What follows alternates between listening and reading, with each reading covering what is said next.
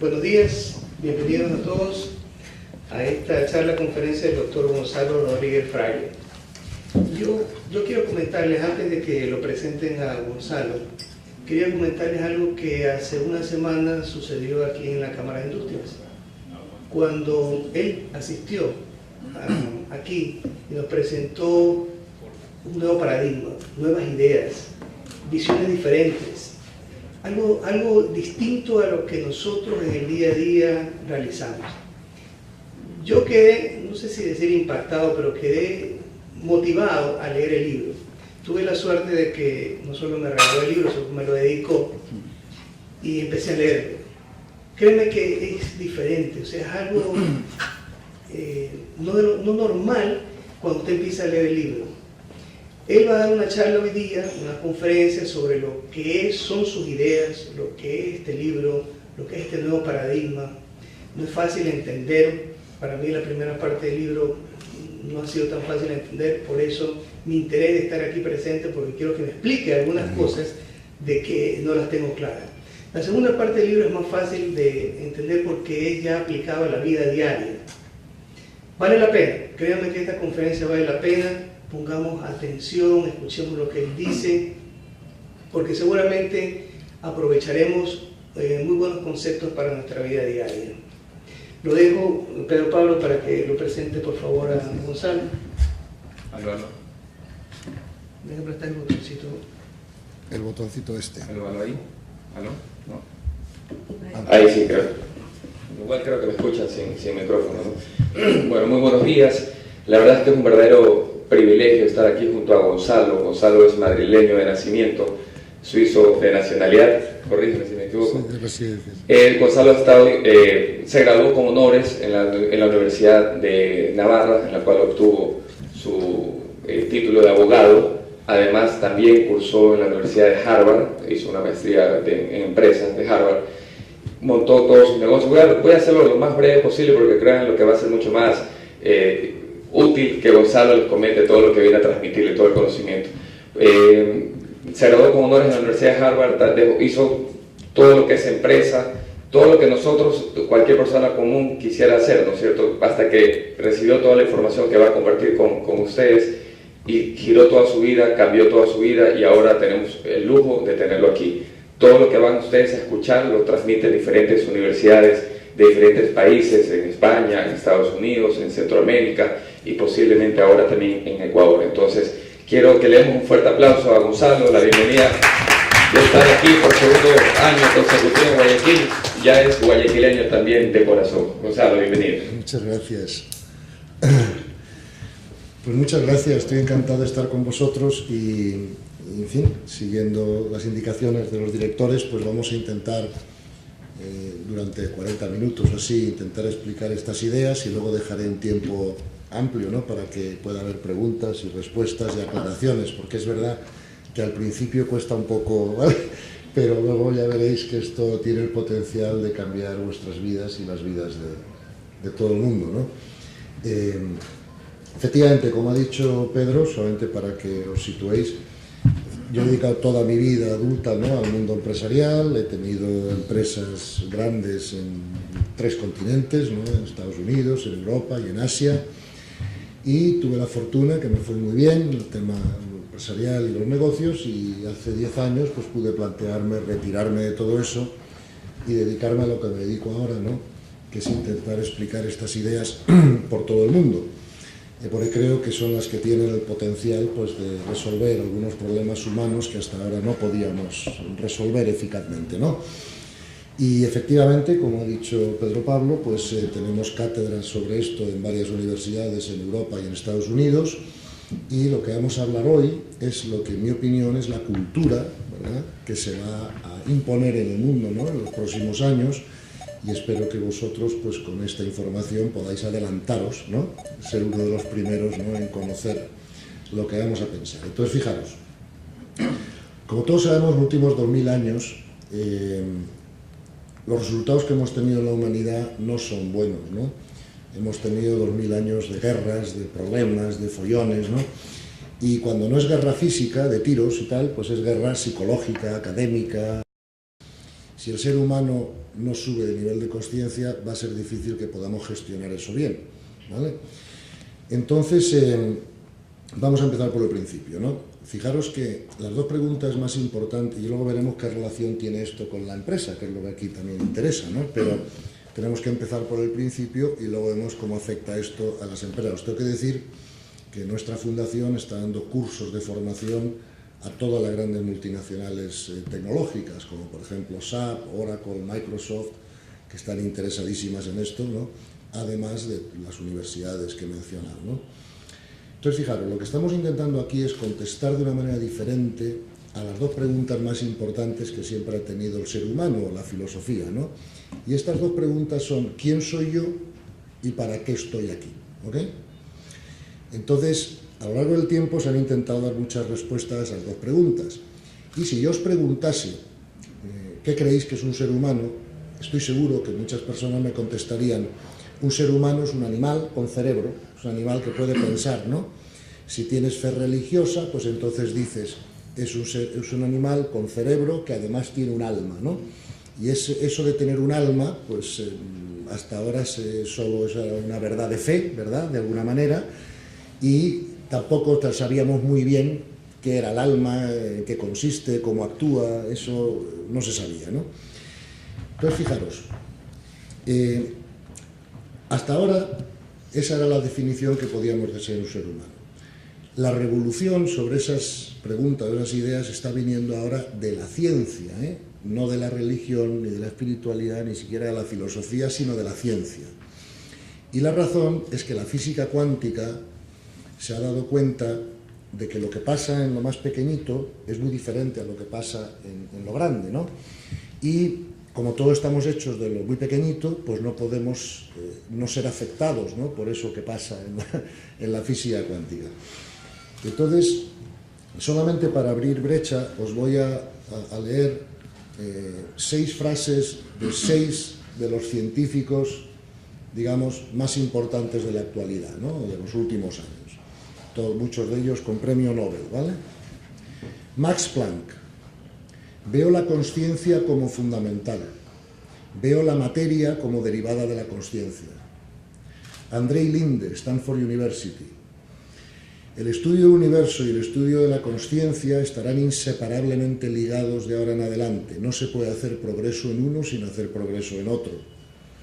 Henry Stapp: la unidad básica del universo no es solo una de las características de la experiencia mística, sino que es además una de las más importantes revelaciones de la física moderna. Niels Bohr: me voy a los Upanishads y a los Vedas para hacer preguntas. Los Vedas y los Upanishads, preguntas de la física, ¿no? Los Vedas y los Upanishads fueron los textos espirituales, como sabéis, de la antigüedad en la India, que están escritos en sánscrito, etc. Heisenberg: la teoría cuántica no le parecerá ridícula a aquellas personas que hayan leído los Vedas y los Vedantas. Erwin Schrödinger: supongo que estos nombres como científicos os suenan, ¿no? La unidad y continuidad del Vedanta están reflejadas en la unidad y continuidad de la física cuántica. Esto es consistente con el concepto védico de todo es uno. Y por último, Einstein: hemos mal llamado materia a la energía de lenta vibración que podemos percibir por nuestros sentidos. Punto. No existe la materia. ¿Ok? Entonces, claro, no quiero aburriros con una conferencia de física cuántica porque no es el sitio ni el momento, pero sí me gustaría daros las 4 conclusiones básicas que los científicos están probando hoy en día, ¿no? Porque hoy en día hay científicos escribiendo libros como La física del alma, ese es el título, ¿no? Y hay científicos escribiendo libros que dice este título: El enigma cuántico, : la física cuántica se da de bruces con la consciencia, ¿ok? Entonces, ¿qué pasa aquí? Lo que pasa es que los físicos se han dado cuenta de que es la consciencia la que crea la realidad. ¿Por qué? Porque un electrón no es una bolita de materia, sino que es una onda de probabilidad que solo se colapsa en una bolita cuando alguien lo manda a colapsarse, ¿no? Y a eso los científicos le llamaron el enigma cuántico, o sea, cómo conseguimos la materia, si no hay electrones no hay materia. Por lo tanto, quien consigue que la onda de probabilidad, que es un electrón, que no es una bolita, es una onda de probabilidad, se convierta en una bolita para tener materia. Y a eso le llamaron el enigma cuántico. Ha habido muchas interpretaciones a lo largo de los años de la física sobre esto, pero la que se está imponiendo ya hoy en día es la interpretación de que es la consciencia la que crea la realidad. ¿Ok? Por lo tanto, podemos decir que la ciencia actual está demostrando la existencia del mundo espiritual, por primera vez en la historia de la humanidad. Y cuando me refiero al mundo espiritual, no me estoy refiriendo a la palabra espiritual en el sentido religioso del término, sino el sentido de sutil, ¿verdad? Por ejemplo, un pensamiento sería espiritual bajo esta definición, puesto que un pensamiento no podemos cogerlo, medirlo, ¿sabes? Olerlo, ¿verdad? Y por lo tanto no es físico, ¿no? Pero realmente yo tengo un libro en mi casa escrito por un científico que se titula Los pensamientos son cosas. Es decir, un pensamiento es igual que esta mesa. La única diferencia es que esta mesa es una energía de lenta vibración y por eso, como dice Einstein, la podemos percibir por los sentidos. Un pensamiento es una energía de más rápida vibración y por eso no podemos verla por los sentidos. Es un poco, por ejemplo, como las hélices de un avión. Si están paradas, tú puedes contar los brazos. Pero si van moviéndose muy rápido las hélices, no puedes contar cuántos brazos tienen. Eso es lo que pasa un poco con los pensamientos y la mesa. No sé si explico, ¿no? Pero no hay ninguna diferencia entre una mesa y un pensamiento desde el punto de vista físico. Ambas cosas son cosas. No sé si explico, ¿no?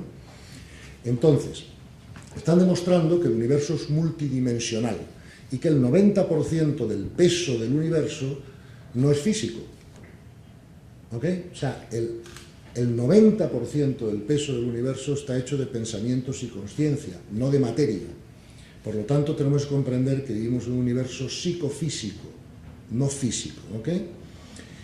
Entonces, ¿a qué nos lleva esto, no? Esto nos lleva a darnos cuenta de que si la consciencia crea la realidad, la causación es descendente. ¿Ve? La causación no es ascendente. Hasta ahora todo el mundo había pensado que el cerebro crea consciencia, ¿vale? Pero eso han demostrado ahora que es falso. La consciencia crea el cerebro para poder expresarse. ¿Me explico? Entonces, claro, la materia no puede crear consciencia. Nadie ha demostrado nunca cómo eso se hacía. Era una suposición que teníamos, pero ahora se ha demostrado lo contrario. La consciencia es la causa de todo. ¿Ok? Entonces, volvamos a la pregunta inicial. ¿Quién soy yo y para qué estoy aquí? Vamos a ver, igual que han demostrado que el universo es multidimensional, también han demostrado que el ser humano es multidimensional, como todo lo demás en el universo. Y fíjate que lo importante de saber de esto es que nosotros no solo tenemos un cuerpo, como pensábamos antes, sino que tenemos 4. ¿Vale? Eso están diciendo los científicos hoy en día. Esos 4 cuerpos son los siguientes. Tenemos un cuerpo físico, que todo el mundo ve, que puede tocar, que está aquí, ¿vale? Tenemos un cuerpo emocional, que también lo llaman los científicos el cuerpo vital, que es donde sentimos las emociones. Pero ese cuerpo ya no es físico, es un cuerpo energético que nos rodea, pero que no podemos, ¿verdad?, ver, aunque ya se ha fotografiado. Luego tenemos un tercer cuerpo, que es el cuerpo mental. Ese es el primer cuerpo que no compartimos con los animales. Porque, por ejemplo, mi perro tiene un cuerpo físico y tiene un cuerpo emocional. Se pone contento cuando llego a casa, cosa que no haría un cocodrilo, ¿verdad? Porque si yo tuviera una mascota, un cocodrilo, cuando llego a casa no se pondría ni contento ni triste, porque el cocodrilo no tiene ese segundo cuerpo emocional, ¿verdad? Claro, los seres humanos tenemos un tercer cuerpo que no tienen los animales, que es el cuerpo mental, el cuerpo, yo llamaría racional, ¿verdad? Lo que nos distingue de un perro es que nosotros podemos jugar al ajedrez y un perro no, ¿vale? Nosotros podemos pensar sobre el pensar y un perro no. Pero tenemos un cuarto cuerpo, que ya está demostrado por la ciencia, que la ciencia lo llama el cuerpo espiritual, pero hasta en la antigüedad, pues eso se ha llamado el alma de alguna manera, ¿no? Y este cuerpo espiritual es el único cuerpo que sigue existiendo después de la muerte física, ¿ok? Por lo tanto, fíjate que los científicos han demostrado que el ser humano, como todo lo demás en el universo, o sea, todo en el universo está hecho de 2 componentes básicos: energía más información, o energía informada, ¿okay? Si esta mesa no tuviera información, si los átomos de esta mesa no tuvieran información, la mesa se desintegraría, porque hay una regla, o sea, hay un teorema de la física que se llama el principio de la entropía, la segunda ley de la termodinámica, que dice que todo tiene tendencia a desorganizarse a no ser que haya una información que lo mantenga cohesionado, ¿ok? Entonces, los seres humanos, igual que esta mesa y cualquier otra cosa, estamos hechos de energía, como dice Einstein, ¿vale? Informada, o sea, con información, que es lo que hace que esa energía pues tenga forma humana en vez de otra forma, ¿no? Bien. Entonces, que somos energía, eso es fácil de comprender, porque lo han dicho ya todos los físicos, pero me podríais preguntar cómo funciona la información en el ser humano, ¿no? Fíjate que los investigadores están diciendo que el ser, y ya veremos dónde nos lleva esto, ¿no? El tema de la empresa y el ser humano, y empezará más fácil después, ¿no? Nos están diciendo los investigadores que esa información en el ser humano funciona con 3 archivos diferentes, es decir, cada cuerpo tiene su archivo de información asociado, ¿no? Por ejemplo, todos sabemos que tenemos un archivo genético, ¿vale?, de información que va ligado al cuerpo físico, y ese archivo genético es el que hace que seamos hombres o mujeres, o rubios o morenos, o altos o bajos, o eso lo conocemos desde mucho tiempo. También tenemos un archivo, un segundo archivo, que va ligado al cuerpo emocional y al cuerpo mental, que lo podemos llamar archivo de carácter y personalidad, ¿verdad? Y eso es lo que hace que cada persona también tenga unas tendencias diferentes de carácter, de personalidad, etcétera, como saben los psicólogos, prácticamente desde que nacemos, ¿no? Que luego se pueden ir educando o no, pero que son tendencias naturales distintas en las personas. Fíjate, esos 2 primeros archivos de información tienen 2 características comunes. Una es que, una característica es que son corruptibles. Por ejemplo, yo me puedo cargar mi archivo genético. Si bebemos 5 botellas de whisky todas las noches, podemos acabar con cirrosis, ¿no? Y nos hemos cargado el archivo genético. El archivo de carácter y personalidad también es corruptible, porque si todos sabemos, si dejamos que pensamientos obsesivos, negativos, tal, pues estén mucho tiempo en nuestra cabeza, nos pueden producir una depresión, por ejemplo, ¿no? O otros tipos de problemas mentales. Por lo tanto, esos 2 archivos son corruptibles, y además esos 2 archivos se disuelven con la muerte física, ya no existen más, ¿vale? Pero tenemos un tercer archivo de información que los científicos y los investigadores llaman el archivo de consciencia. Y ese archivo va ligado al cuerpo espiritual, al alma, ¿verdad? Y ese archivo de consciencia tiene 2 características diferentes a los 2 primeros archivos de información que hemos citado. La primera diferencia es que ese archivo no es corruptible. Tiene como una garantía de fábrica que no deja grabar ahí nada que no sea verdad. ¿Me explico? Y la segunda es que no se disuelve con la muerte física. Sigue ligada al alma durante mucho tiempo más, ¿no? Hasta el final de la vida del alma, que es prácticamente eterno, ¿no? Entonces, ¿por qué es importante saber esto? Bueno, vamos a ver, todos los filósofos en la antigüedad y todos los místicos han dicho siempre una frase muy importante, que es conócete a ti mismo, ¿no? Fijaros que yo puedo decir que el problema que yo creo que ha tenido los seres humanos hasta hoy, y que tuve yo en toda mi vida joven hasta que me enteré de esta información y la pude verificar, ¿verdad? Por cierto, no creáis nada de lo que yo voy a decir. Lo único que quiero es que abráis una ventana hipotética en vuestra cabeza y digáis, bueno, ya veremos si es verdad lo que dice este hombre, ¿no? Pero haceros esta pregunta: ¿qué os pasaría? O sea, ¿cómo cambiaría vuestra vida y la sociedad y todo si fuese verdad lo que digo, ¿no? Y luego ya podéis verificarlo, no sé si me explico, ¿no? Porque ahí está el internet, los libros, los científicos y todo, ¿no? Entonces, yo lo que os vengo a decir es que, en mi opinión, yo creo que todos los problemas que ha tenido la humanidad hasta ahora están basados en que no hemos respondido bien a la pregunta ¿quién soy yo? Y no hemos respondido bien a la pregunta ¿para qué estoy aquí? ¿Ves? Si yo me veo a mí mismo como un cuerpo físico que además tiene un carácter y una personalidad, pues claro, entonces lo normal es que yo estoy muy preocupado de la supervivencia de ese cuerpo físico, ¿verdad? Que yo me dedique a acumular recursos, a asegurarme todo, ¿eh? Y además, a nivel de cuerpo físico, yo no soy vuestro hermano, ni vosotros sois mi hermano, porque cada uno tenemos unos padres diferentes, ¿cierto? Por eso es difícil que la humanidad se vea a sí mismos como hermanos, como han dicho siempre que hagamos los maestros espirituales, ¿no? Ahora, yo os haría una pregunta.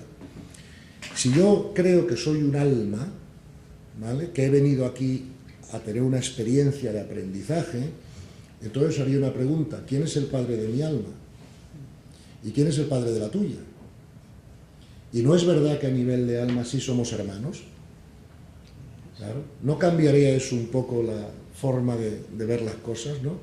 Y sobre todo, si yo soy un alma y he venido aquí a aprender, es decir, a subir por los niveles de conciencia, que ahora os lo explicaré brevemente, bueno, pues nos damos cuenta que el objeto de la vida no es realmente solo tener éxito profesional o comprarse un coche bonito o tener pareja o lo que sea. El verdadero propósito de la vida es el crecimiento espiritual del alma. Y si no aprovechamos la vida para eso, pues estamos suspendiendo un curso. ¿Entiendes? No pasa nada, el universo nos va a dar otros cursos, ¿verdad? Y otras posibilidades, pero es como un niño que va al colegio y suspende y tiene que repetir. Pues bueno, pues va retrasando su crecimiento, ¿no? Y su evolución, ¿verdad? Entonces, fijaros que hasta ahí llega la ciencia, y ahora viene la metafísica y dice, bueno, ¿y cómo nos explicamos todo esto? Pues hasta ahora los pensadores filosóficos y los psicólogos están diciendo, bueno, es que la única explicación posible entonces con estos datos es darnos cuenta de que yo soy un alma que tiene un cuerpo físico temporalmente, ¿verdad?, para el crecimiento de ese alma. Y por lo tanto, la Tierra y otros muchos planetas como la Tierra que hay en el universo, porque hay más de 1 trillón, como sabéis, ¿vale?, son escuelas de almas, ¿verdad? Y entonces, hoy están demostrando que hasta ahora ninguna filosofía había resuelto bien qué pasa con el alma después de la muerte, ¿no? Porque todas habían tenido parte de razón, pero ninguna habían tenido toda la razón, ¿ok? En Oriente, vosotros sabéis que se cree en la reencarnación, ¿eh? Y en Occidente no se cree en la reencarnación, pero se cree en la purificación sucesiva del alma en el purgatorio, por ejemplo. ¿Habéis oído eso, no? Bien. O sea, las dos cosas tienen parte de razón. La mejor manera de verlo científicamente hoy es que no es verdad la reencarnación, pero tampoco es verdad lo del purgatorio. O sea, lo que es verdad es la experiencia sucesiva del alma, ¿vale? ¿Por qué no es eso reencarnación? Porque no se reencarna la persona, ¿ves? O sea, nunca más va a haber un Gonzalo Rodríguez Fraile en el universo, porque mi archivo de físico y mi archivo de personalidad se disuelven después de la muerte y desaparecen. Pero mi alma va a continuar su progreso de aprendizaje hacia arriba, ¿no? Y eso se hará en otros cuerpos físicos, ¿vale? O sea, tiene razón los que hablan del purgatorio, pero entonces tenemos que darnos cuenta que esto es el purgatorio, que no está en ningún otro sitio, ¿no? Como han dicho ya algunos de los dos últimos pontífices, ¿no? Pero por otra parte, también hay que decirles a los que creen en la reencarnación que sí, que tienen parte de razón, pero que no es la persona la que se reencarna, sino que el alma termina este curso y para seguir progresando por los cursos que tiene que aprobar, pues coge otros cuerpos físicos, ¿verdad?, en este planeta o en otros, ¿verdad?, donde hay vida inteligente, que como sabéis, hoy ya se admite que no es posible que en todo el universo conocido, pues eso no ocurra, ¿no? ¿Sabes? Porque una de las características de la sabiduría es la eficiencia, y la conciencia nunca crea nada que no sea útil para algo, ¿no? Y por lo tanto, no va a crear la conciencia, Dios, o llamarlo como queráis, o la conciencia, todo es universo para que no haya nada más que en la Tierra. Eso sería absurdo, ¿no? Pues hubieran hecho el sistema solar y listo, ¿no? Bien.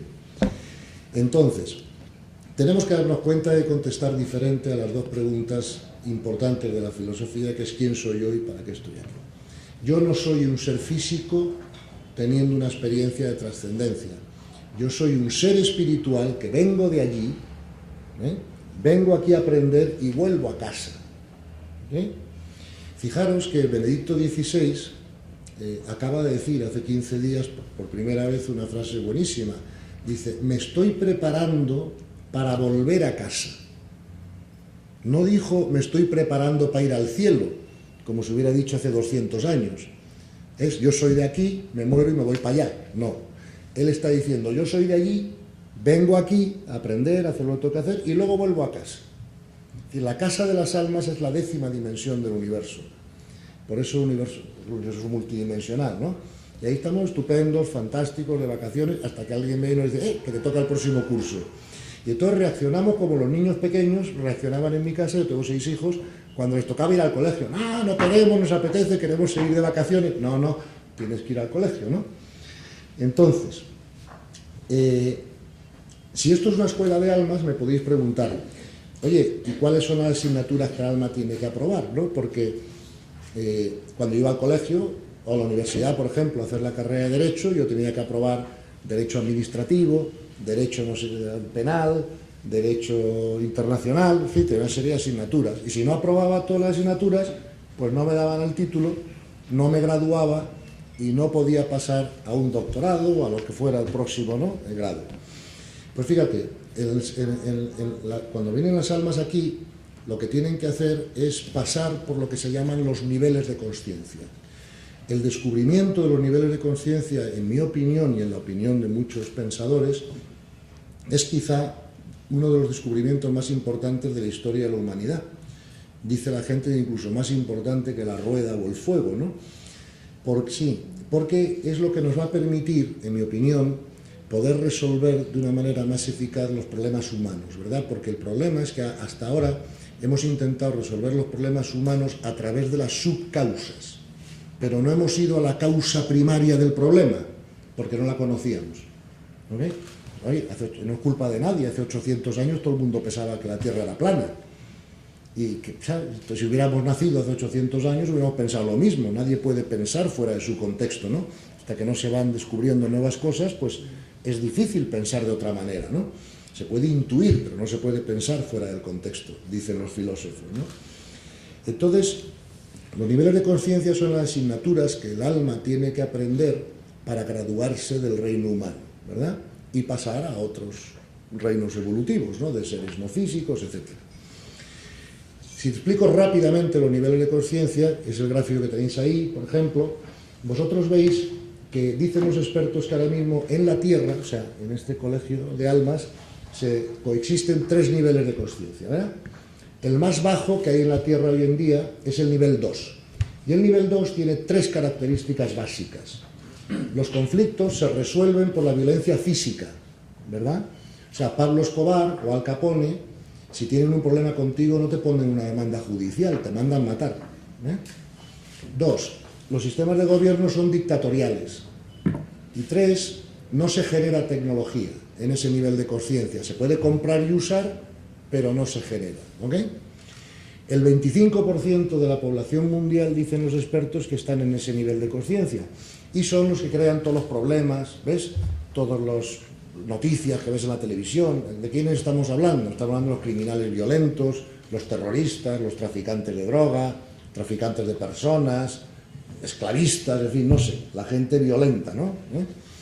Suelen llevar pistolas o estar armados, guardaespaldas, en fin, de todo, ¿no? Bien. El centro de gravedad de la humanidad, si por ejemplo la Tierra vista desde el espacio, se diría que la Tierra es un colegio de tercer nivel de conciencia, ¿no? Porque el 70% de la humanidad está en el tercer nivel. Y el tercer nivel tiene 3 características diferentes, ¿verdad?, que el nivel 2. Las características del tercer nivel son: los sistemas de gobierno son democráticos, no ya dictatoriales. Se genera mucha tecnología, claro, no es igual ir a Nueva York o a Londres, por ejemplo, ¿no?, que ir a Somalia o a Yemen, ¿no? Te vas a encontrar aeropuertos, torres de wifi y tal, cosas que en otro lado no. Y además, la resolución de conflictos en el tercer nivel ya no se usa la violencia física.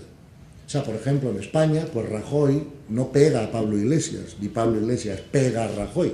Se insultan, se descalifican, se llevan la contraria, pero ya no se pegan, como habéis visto en otros países, pegándose en el Parlamento y tirándose sillas y no sé qué, ¿no? Eso ya en el tercer nivel no ocurre, ¿no? Los conflictos se resuelven pues por la ley o por la violencia, pero sigue habiendo conflictos en el tercer nivel, tanto internos como externos. Okay. Fijaros que la intención básica de las personas en el nivel 2 y en el nivel 3, la intención básica es obtener. Yo no me encuentro lleno y por lo tanto tengo que ser feliz o llenarme obteniendo cosas de fuera. Y me podéis preguntar, ¿obtener qué? Oye, lo que todos sabemos, pues dinero, poder, estatus, sexo, relaciones, juguetes, casas bonitas, coches, lo que sea, ¿no? Bien. Claro, en el tercero alto, claro, Porque ese es un cuadro de niveles de conciencia visto como de metro en metro, ¿no? O sea, esto es un metro, pero también son 100 centímetros, también son 1000 milímetros. O sea, yo puedo crear muchos subniveles, ¿verdad?, dentro de son grandes bloques. Por ejemplo, en el tercero bajo, tú te encuentras, por ejemplo, a los políticos o a los empresarios, tal, corruptos. ¿Ves? Ya no van matando a nadie, ya no pegan tiros, por eso no están en el segundo nivel, pero roban lo que sea, y su criterio ético es: yo hago todo lo que tengo que hacer para salir para adelante con un solo criterio, que no me pillen, ¿vale?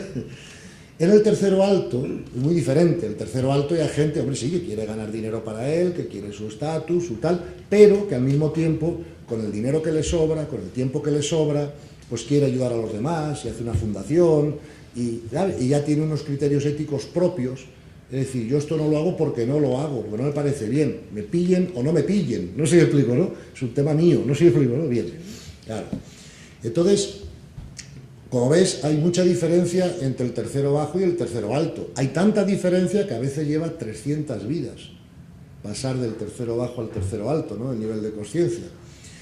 Y donde se produce el gran cambio es cuando la gente empieza a entrar en el cuarto nivel, ¿no? Porque el cuarto nivel, donde solo está el 4% de la humanidad aproximadamente, es donde cambia la intención predominante, ¿no? Y la intención predominante cambia de obtener a servir, ¿ok? Entonces, ¿cuáles son las 3 características básicas del cuarto nivel? Primero, las decisiones, o sea, los conflictos ya no se resuelven de ninguna manera porque no hay conflictos. O sea, ¿qué conflicto podría tener Gandhi con Teresa de Calcuta? ¿Verdad que todos nos damos cuenta que no podrían tener conflictos? Y si tuviera algún conflicto, ¿cómo se resolvería? No se pondrían a votar. ¿Sabes? Pues se resolvería por consenso, verían cuál es el punto de ley, qué es lo correcto, no se me explico, ¿no? Pero no habría conflictos, por lo tanto no habría... Los sistemas de gobierno no serían ni dictatoriales, ni serían democráticos. La democracia es necesaria porque no nos ponemos de acuerdo.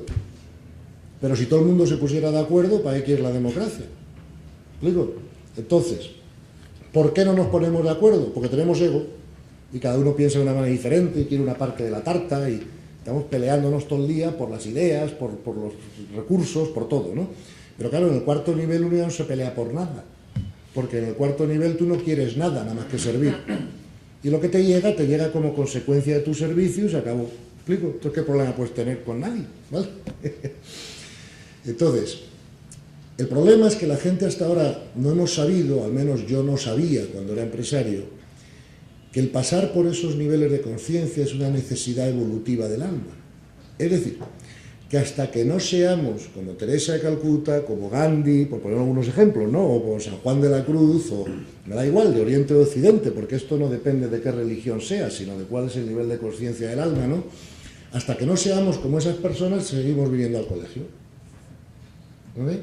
Porque es una necesidad evolutiva. Mira, yo recuerdo, os pongo un ejemplo personal, que cuando yo era un chico joven, yo estaba ya cansado del colegio. Ahora en colegio solo de chicos y tal, yo quería ir a la universidad, había chicos y chicas, y era más moderno, me podía conducir y no sé qué, y yo quise terminar el bachillerato lo antes posible. Como consecuencia de eso, adelanté un curso en verano. En verano me dediqué a estudiar en vez de irme a la playa, y adelanté un curso y fui al curso siguiente, al año siguiente. Y empecé con 16 años la universidad. ¿Ves? Yo sabía que hasta que yo no me graduara de COU, que es como antes se llamaba en España, ¿no?, del curso preuniversitario, a mí no me admitían a la universidad. Con lo cual, si quería ir rápido, no me quedaba otra que pasar rápido por los cursos previos. No sé si me entiendes bien. Entonces, con el alma pasa lo mismo. Nosotros podemos tardar más o tardar menos en pasar por esos niveles de conciencia. Va a depender un poco de la intención y la atención que le queramos dedicar, como a todo lo demás. Si cualquiera de vosotros me dice, quiero aprender a tocar el piano o quiero aprender a jugar al golf, pues yo primero que hacer es una clase teórica de piano o de golf, pero luego tú vas a tener que practicar bastante. ¿Explico? Porque si no practicas, ya te puedo dar las clases que quieras, que no va para adelante el tema, como todos sabemos, ¿no? Entonces,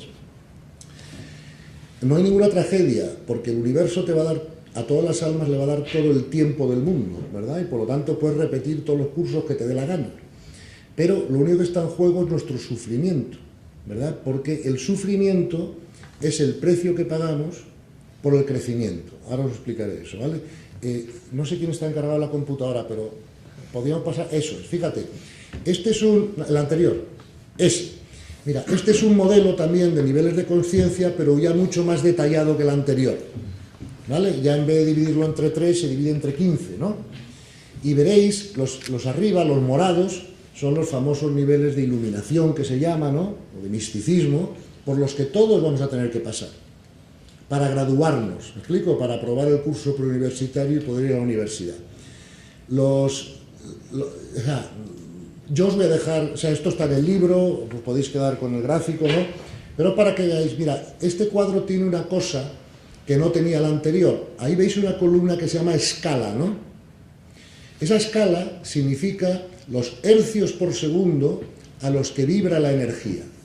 O sea, es decir, para poder subir el nivel de conciencia, nuestra energía tiene que vibrar más rápido. Porque hay un principio físico en el universo que dice, cuanto más rápido vibra la energía, más información puede contener.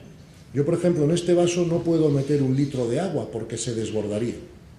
Si quiero meter 1 litro de agua, tengo que ampliar el vaso para que la pueda contener, ¿vale? Dicho de otra manera, si yo pudiera inventar una máquina que puedo enchufar en el ombligo de las personas y subirles la vibración, serían como Teresa de Calcuta en 1 minuto, ¿vale? Pero esa máquina no existe. Por lo tanto, nosotros tenemos que subir nuestra vibración por nuestros propios medios. ¿Y cómo podemos subir nuestra vibración? Sería la pregunta, ¿no?, que viene después.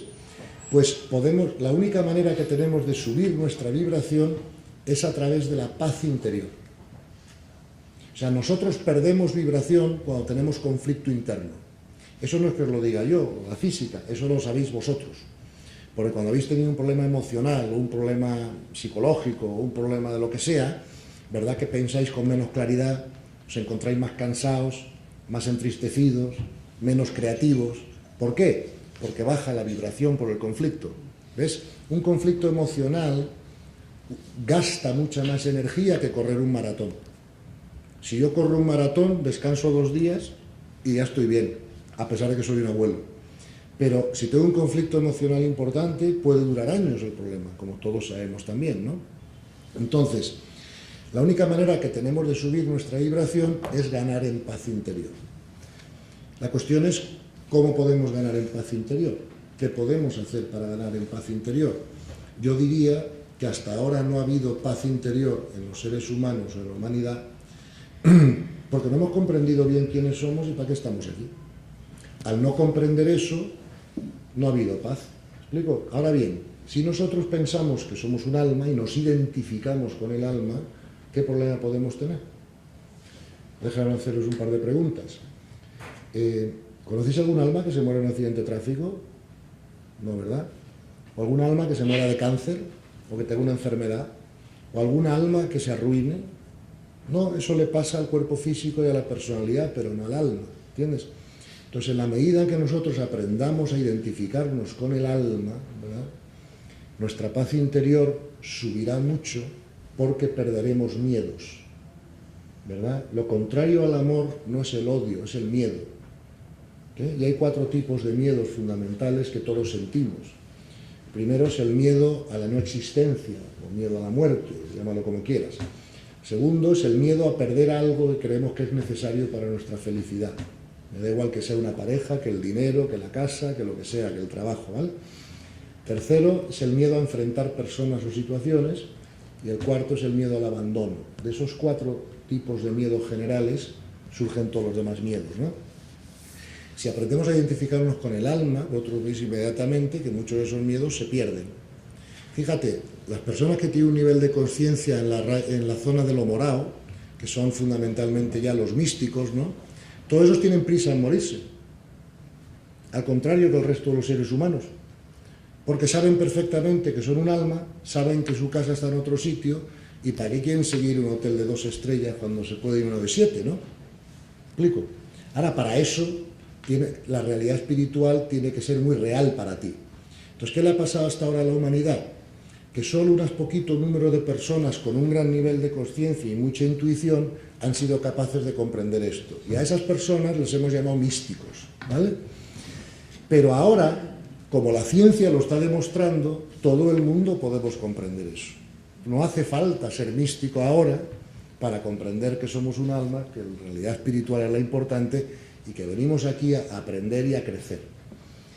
Entonces, si esto es cierto, cambiaría el propósito de la vida de mucha gente, ¿no? Esto es lo que tenéis que mirar, enfrentaros y ver si es cierto. ¿Puedes pasarla, si es tan amable? Esto simplemente para que veáis cómo se ve y se siente la vida, ¿no? En los distintos niveles de conciencia. A la izquierda los más bajos, en rojo, y a la derecha los más, digamos, los más altos, ¿no? No me voy a detener mucho en esto porque quiero dejar tiempo para preguntas. ¿Puedes pasar al siguiente? Fijaros, esto es lo que está en juego. En los niveles de conciencia más altos, la felicidad es permanente. Esta es la relación entre la felicidad y los niveles de conciencia.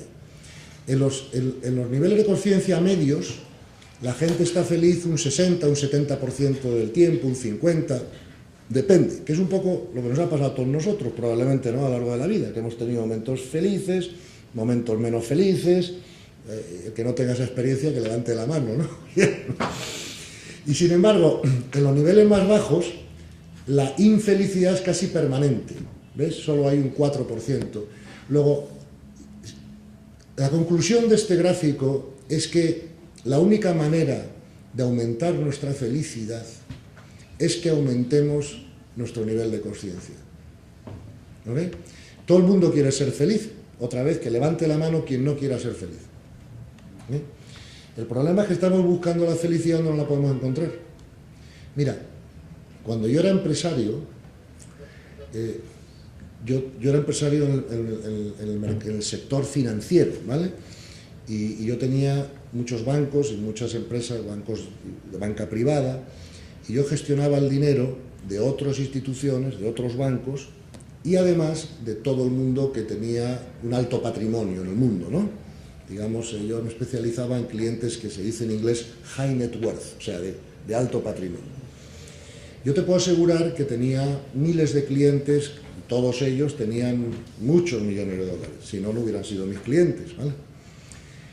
De esas personas, ni una estaba feliz. ¿Okay? Recuerdo que una vez, hablando con un maestro espiritual muy importante, me dijo una cosa que nunca se me olvidará. Me dijo: Gonzalo, antes de querer nada, pregúntate cuán feliz es el que ya lo tiene. ¿Ok? Y yo os puedo asegurar, por mi experiencia personal, de que ninguno de mis clientes tenía felicidad permanente. Eso sí, eran muy ricos, tenían mucho dinero, eran muy exitosos, pero tenían problemas familiares o no, o problemas personales, o conflictos, o angustia, porque entre otras cosas, cuando tienes mucho dinero, te entra el miedo de perderlo, entre otras cosas, ¿no? Y además, al no haber comprendido la vida, yo os puedo dar esa experiencia por mi propia experiencia. Yo tuve la fortuna de que a nivel empresarial pues me fue muy bien, y desde una edad muy joven pues tuve muchísimos recursos y he podido retirarme, ¿no? Y ya no gano dinero y no quiero ganar, solo quiero intentar ayudar a la gente a que viva mejor, ¿no? Y que comprenda la cosa de una manera, y vivo de mis ahorros sin ningún problema, ¿vale? Pero tampoco era feliz. De hecho, yo, como digo en el prólogo del libro, me dediqué a estudiar todo esto y tal, porque me di cuenta que había hecho todo lo que la sociedad me dijo que tenía que hacer para ser feliz. Tenía 6 hijos estupendos, tenía mucho dinero, tenía mucho éxito profesional, tenía salud, tenía todo, pero no era feliz, porque tenía momentos de no dormir, de angustia, de preocupación, ¿entiendes? De tal, porque no entendía la vida. ¿Sí explico, no? ¿Cómo es? ¿Explico? Y entonces, a partir de ahí no se puede ser feliz con facilidad, ¿no? Por lo tanto, tenemos que comprender que estamos aquí. Mira, permítame otra gráfica. Mira, los niveles de conciencia determinan toda nuestra vida, ¿verdad? Fijaros que ahí os he puesto 2 gráficos distintos. El gráfico de la izquierda es cómo funciona el cerebro de una persona de nivel de conciencia 2. Y el gráfico de la derecha es cómo funciona el cerebro de una persona de nivel de conciencia 4, ¿vale? Fijaros una cosa. Si salimos a la calle y a todos los coches que pasan les enseñamos el dedo, ¿cuántos crees que van a reaccionar? ¿Eh? Todos. No, ¿y si viene conduciendo Teresa a Calcuta y le enseño el dedo? ¿Tú crees que va a reaccionar? No, claro, todo el mundo sabe eso de entrada, no hace falta explicarlo, ¿verdad? Pero lo que no sabíamos era por qué. O sea, ¿por qué Teresa de Calcuta era capaz de no reaccionar y todos los demás no eran capaces y de hecho todos reaccionaban? Pues es por el funcionamiento del cerebro. Los niveles de conciencia determinan todo en nuestra vida, hasta el funcionamiento del cerebro, ¿no? Eso ya no, porque eso ya es una demostración filosófica en la que no voy a meter. Pero os dais cuenta que en el gráfico anterior de la derecha, cuando viene el input, pasa por 3 sitios del cerebro a la vez, que es lo que le permite a Teresa de Calcuta pensar antes de reaccionar. Mientras que en los niveles de conciencia inferiores el cerebro funciona más como el de los animales, de alguna manera, ¿no? El input va directamente a la amígdala y reaccionamos como un cocodrilo, ¿no? Fight or flight, ¿ok?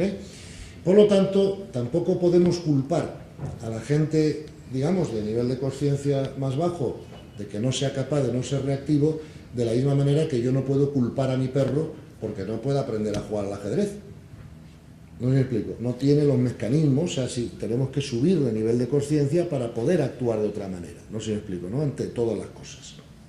Entonces, por lo tanto, dices, ¿por qué es esto importante de conocer? Es por esta razón, mira, si todos sabemos, por ejemplo, en España ha habido una gran crisis económica en los últimos años, ¿no? Bueno, en España y en todo el mundo, y en toda Europa, ¿no? Del 2008 al 2013, por así decirlo, al 2012, ¿no?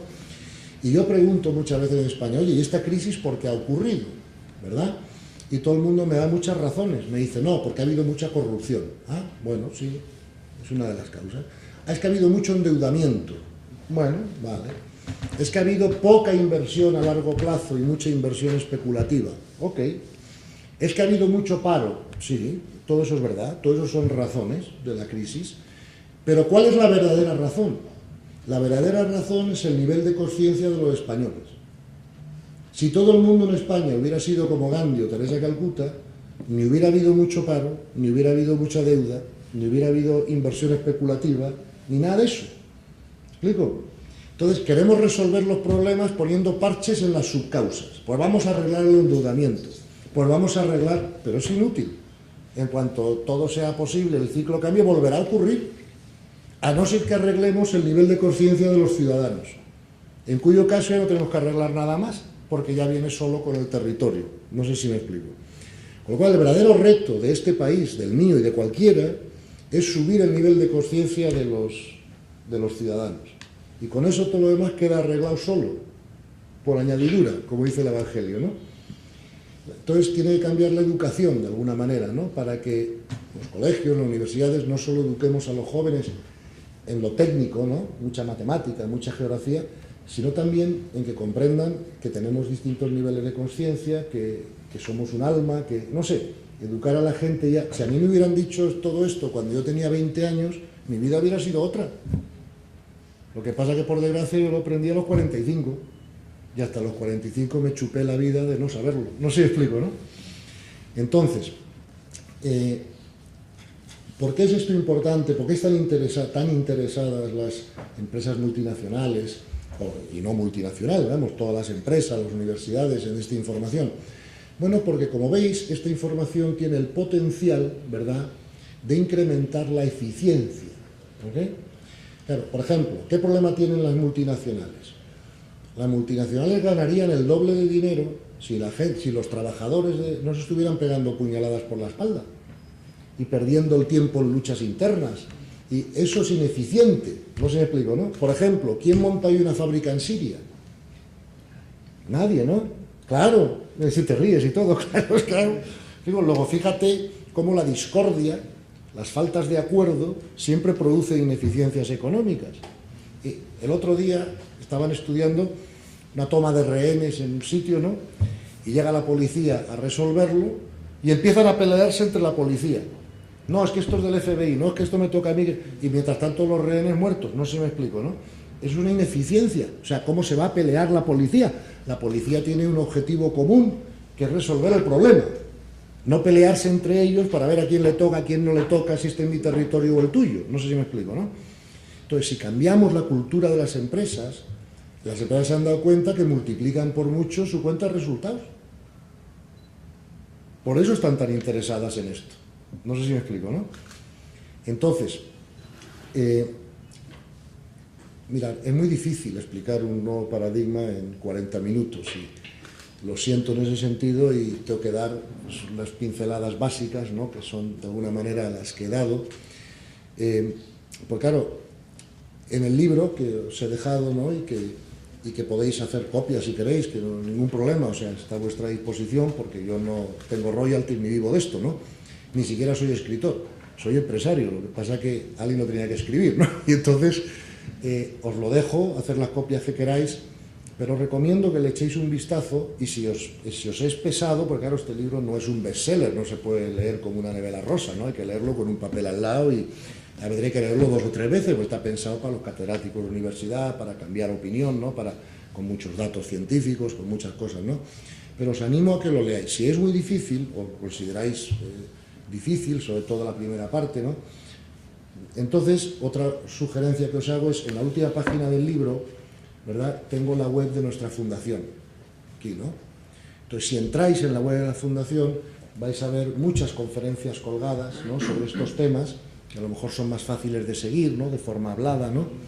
Hay, por ejemplo, 40 conferencias mías sobre temas diferentes, ¿no? Porque fijaros que aquí lo importante, y con eso quiero terminar de hablar yo, para que podáis hacer preguntas, y a lo mejor contestando las preguntas, pues vamos ampliando la información, ¿no?, lo hacemos más participativo. Pero el verdadero problema consiste en esto. Dejadme que os haga un razonamiento, y espero que este no se os olvide, ¿no? Vamos a ver. Si mañana vosotros os tocan 300 millones de dólares a la lotería, a cualquiera de vosotros, ¿se lo vais a dar a manejar a un ignorante o vais a buscar al mejor gestor posible? Todo el mundo me dice, voy a buscar el mejor gestor posible, ¿no? ¿Y si os ponéis enfermos? ¿Vais a ir a que os diagnostique cualquier ignorante o vais a ir al mejor médico posible para que os diagnostique bien y os cure con la medicina adecuada y tal? Todo el mundo me contesta, voy a ir al mejor médico. Bien. Luego lo que me está diciendo la gente es que 2 de sus activos más importantes, ¿no?, como son los recursos económicos y la salud, no están dispuestas a dejarlo en manos de ignorantes. No creo que haya una persona en esta sala que esté dispuesta a dejar su dinero, o sea, sus recursos económicos o su salud en manos de ignorantes, ¿verdad que no? Vale. Entonces vamos a seguir razonando, ¿eh? ¿De qué sirve el dinero y la salud si no es para que estemos más felices, más contentos y más en paz? De nada, ¿no? Todo el mundo quiere tener dinero y salud para estar más feliz, más contento y más en paz, ¿cierto? Ok. Entonces, ¿por qué, si no estamos dispuestos a dejar nuestros recursos menos importantes en manos de ignorantes, ¿por qué si estamos siempre dispuestos a dejar nuestro recurso más importante en manos de ignorantes? Cada vez que alguien nos dice algo, perdemos la paz. Cada vez que el jefe se porta mal con nosotros, perdemos la paz. Cada vez que nuestra pareja, yo qué sé, hace lo que sea, perdemos la paz. Cada vez que un hijo nos llaman del colegio que la han expulsado porque ha hecho una gamberrada, perdemos la paz. ¿Entiendes? Estamos continuamente dejando nuestra paz y nuestra felicidad en manos de ignorantes, porque claro, Teresa Calcuta y Gandhi no harían nada de eso, ¿verdad? Ni te contestarían mal, ni te confrontarían, ni te crearían problemas. Eso lo hacen los ignorantes, ¿vale? Por lo tanto, siempre estamos dejando nuestra felicidad en manos de ignorantes cuando no estamos dejando los recursos menos importantes en manos de ignorantes. Y eso no tiene mucho sentido, ¿verdad que no? Okay. ¿Por qué es esto importante? Porque tú puedes perder el dinero y recuperarlo, ¿ves? Tú puedes perder el amor y recuperarlo, puedes perder la salud y recuperarlo, ¿verdad? Pero si pierdes la paz, te baja la vibración. Y si te baja la vibración, dificultas tu proceso de crecimiento, ¿no? Que eso es lo que has venido a hacer, ¿ok? Pierdes creatividad, pierdes eficiencia, ¿ok? Tú fíjate en la política, si es que es increíble. Tú tienes en Estados Unidos, por ejemplo, hoy en día un presidente que la mitad de su tiempo no está dedicado a gestionar el país, tiene que estar dedicado a gestionar sus problemas personales. La actriz porno que no sé qué, que le denuncia por no sé cuántos, el Russiagate, el no sé qué. Eso es ineficiencia. Yo quiero tener un presidente, de lo que sea, que dedique 8 horas al día a la gestión inteligente de lo que está para ir para hacer. Por ejemplo, cuando yo era empresario yo mismo, y a pesar de la fortuna que tuve y del éxito que tuve, yo me daba cuenta que el mayor enemigo de mi éxito era yo. No era el mercado, ni los clientes, no, era yo. O sea, ¿cuántas veces he ido yo a la oficina por la mañana sin estar en condiciones de rendir? Porque me había enfadado con la pareja o no, o porque tenía un con los hijos, o porque tenía problemas personales, o porque había dormido mal la noche anterior, o porque estaba preocupado por esto y por aquello. Y eso me quitaba capacidad de rendimiento, capacidad de claridad. Yo lo veo clarísimamente en mi vida, ¿no? Entonces, lo último que os voy a decir, y ya me callo, es, aunque tendría muchas más cosas, pero no da tiempo, es, vamos a ver, la otra idea importantísima que tenéis que tener en la mente, y esta también es novedosa científicamente, aunque la idea no es novedosa, porque la ha conocido la humanidad durante miles de años, y por estar está hasta en el Kybalión, ¿no? Pero como la conciencia crea la realidad, ya dijo Einstein, Dios no juega a los dados. ¿Os acordáis esa famosa frase de Einstein, no? Por lo tanto, la conciencia, al crear la realidad, sigue unas leyes, unos motivos, unos porqués, ¿vale? Y esas leyes son pedagógicas, ¿ok? Y es importante que todos vosotros conozcáis el funcionamiento de esas leyes. ¿Por qué? Porque siempre que vayáis a favor de esas leyes, los resultados serán buenos. Y siempre que vayáis en contra de las leyes, los resultados serán malos, aunque no conozcáis las leyes, ¿vale? Cuando yo miro para atrás en mi vida, ya tengo 60 años, con lo cual he vivido bastante, y sobre todo muy intenso. Cuando yo miro para atrás, yo me di cuenta que todo lo que me salió mal en la vida, o no salió como yo quería, o como yo esperaba, es porque yo no estaba siguiendo la ley sin saberlo. Y todo lo que me salió bien es porque yo seguía la ley del universo sin saberlo también, porque no conocía la ley, ¿verdad? Entonces, ahora que conozco el funcionamiento de las leyes, es imposible tener malos resultados, porque hay un refrán de la ciencia ahora y de la espiritualidad de siempre que dice, el universo te muestra la ley, ¿verdad? Porque hemos venido a aprender las leyes como almas, ¿verdad? Es parte de nuestro aprendizaje, además de subir por los niveles de conciencia. Entonces, os recomiendo encarecidamente que miréis, que estudiéis o que leáis sobre las leyes del universo. Los 2 primeros capítulos de la parte 2 de este libro están dedicados a eso. Y lo explico lo mejor que puedo. Tengo otras conferencias donde lo explico en profundidad. Porque si comprendéis cómo funciona el universo y cómo son, todo lo que hagáis tendrá buen resultado, inevitablemente. Sé además que el director Cámara quería hacer una pregunta ahora sobre las leyes, con lo cual por eso toco el tema para responder a preguntas. Bueno, como nos quedan 20 minutos hasta las 12 y pidiéndoos disculpas porque el resumen que he tenido que hacer de la presentación es demasiado resumen, me gustaría abrir unos minutos para preguntas y respuestas porque sé que lo que hemos dicho aquí es muy novedoso, ¿no? Y puede parecer más ciencia ficción que ciencia al principio. De hecho, eso me pareció a mí al principio, cuando empecé a escuchar estas cosas, pero luego ya me he tenido que rendir a la evidencia, ¿no? Entonces, lo último que digo antes de abrir las preguntas es, acordaros de este triángulo. Un triángulo equilátero. Aquí abajo pongo la palabra comprensión. Aquí abajo pongo la palabra paz interior. Y aquí arriba pongo la palabra energía vital. ¿Ves? El tesoro más importante que todos tenemos es la energía vital. No hay cosa más importante que podemos hacer por nosotros mismos en esta vida que subir esa energía vital, la vibración, ¿no? Por lo que hemos explicado hasta ahora. ¿Cómo conseguimos eso? A través primero de la comprensión. Porque yo no sufro ante lo que comprendo. ¿Ok? Yo solo sufro cuando no comprendo algo y lo resisto. Pero si lo comprendo, no sufro. ¿Explico? Porque sé el propósito que tiene, ¿no? Entonces, primero comprensión. Eso nos lleva a paz interior. La paz interior nos sube la energía vital. Si nos sube la energía vital, podemos comprender todavía más. Porque la información va con la ¿ok? Entonces, en ese sentido, tenéis que comprender que lo contrario a la felicidad es el sufrimiento, ¿vale? Y que el sufrimiento se define como una resistencia mental a lo que ocurre. ¿Ok?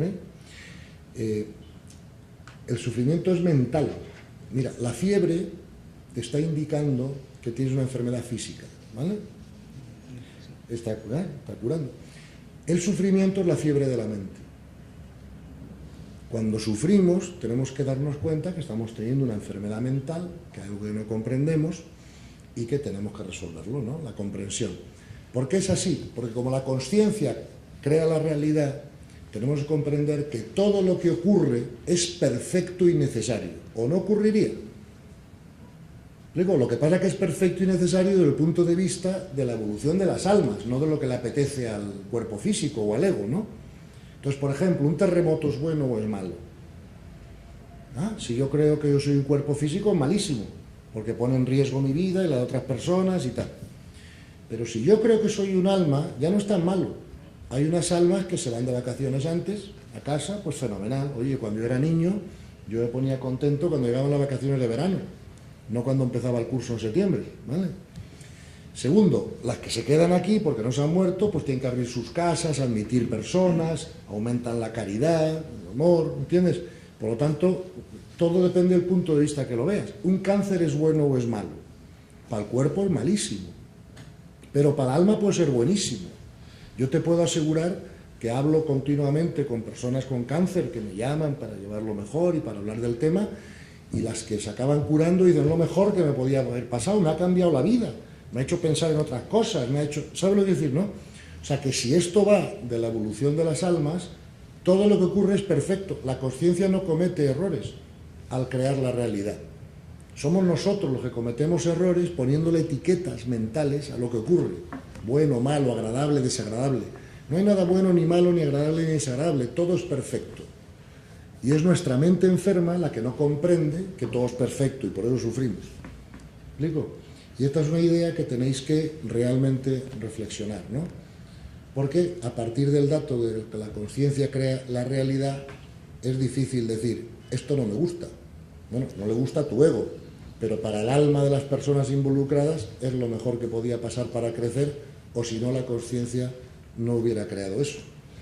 Ten en cuenta que la sabiduría siempre va ligada a la eficiencia, ¿ok? La sabiduría comete menos errores. Tiger Woods es más eficaz que yo en un campo de golf. Él con 70 golpes termina el recorrido, hoy me hacen falta muchos más. ¿Explico?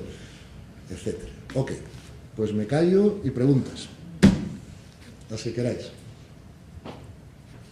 ¿Alguien se va a preguntar? ¿Pregunta? ¿Sí? Sí, sí. Sí. Buenos días y muchas gracias por su exposición. Sí.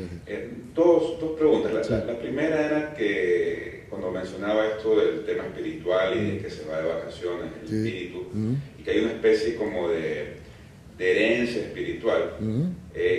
Lo que la ciencia está mencionando es que obviamente ese espíritu que ya puede ir evolucionando, digamos que en la vida terrenal, de otra forma llega con ese adelanto a un nuevo cuerpo material. Es decir, cuando nacemos estamos recibiendo parte de una herencia espiritual ya quizás a diferentes niveles. Claro.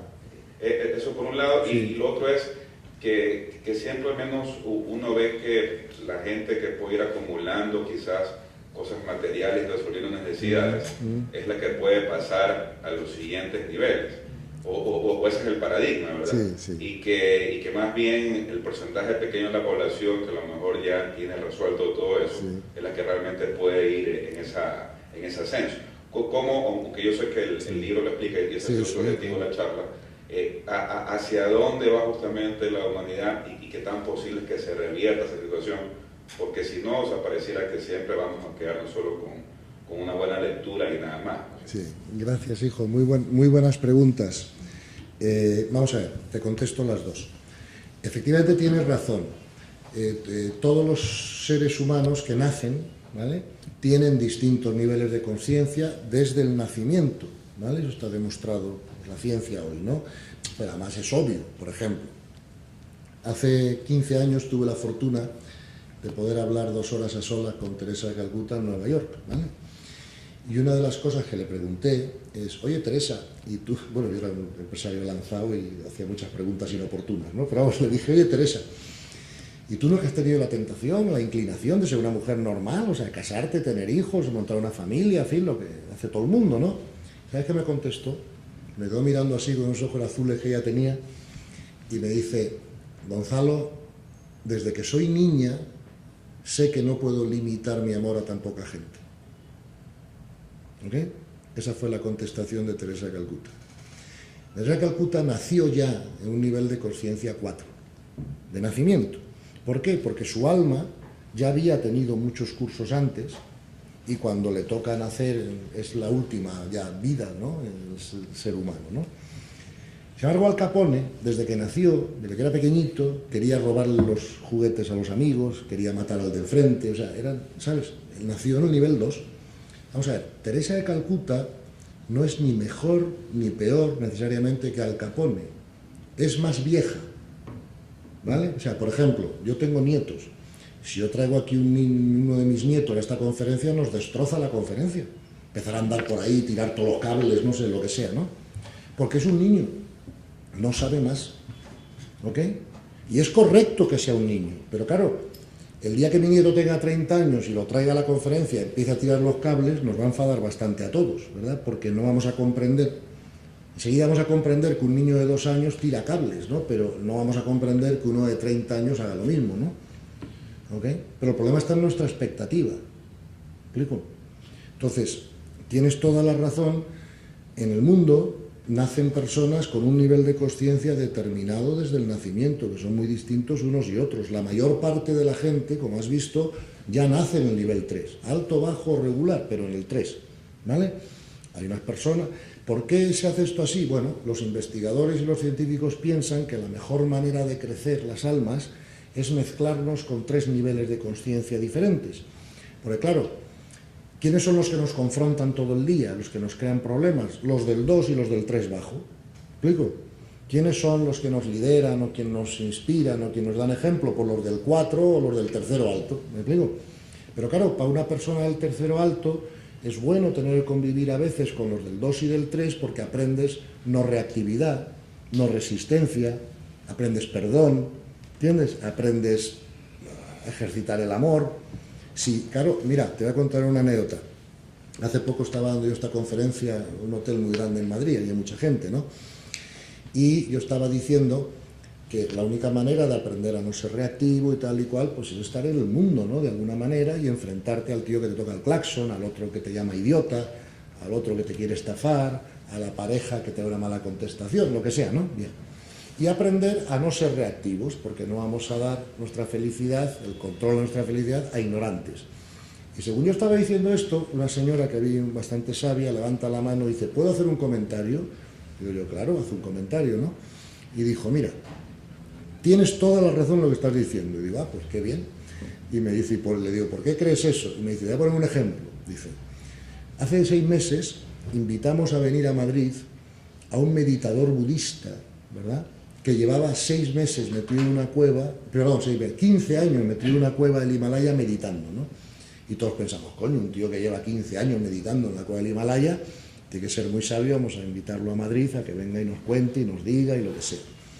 Dice que invitaron al budista, le mandaron los billetes de avión, se vino a Madrid, fue ella a recogerlo al aeropuerto, y del aeropuerto al hotel le dice el monje, mira, yo es que quisiera pasar a un supermercado para comprar comida vegetariana, porque yo soy vegetariano, y lo mismo he visto que los hoteles a veces no tienen menús vegetarianos, y prefiero tener mi propia comida para poder comer. Y yo, sí, claro, paremos en el supermercado.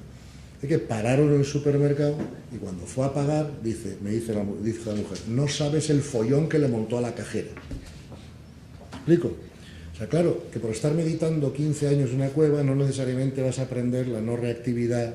¿Me explico? Eso hay que aprenderlo. Claro, si a mí nadie me confronta nunca, ¿cómo voy a aprender no reactividad? Si nadie me hace algo que a mí me parece mal, ¿cómo voy a aprender el perdón? No sé si me entiendes, va a ejercitarlo, ¿no?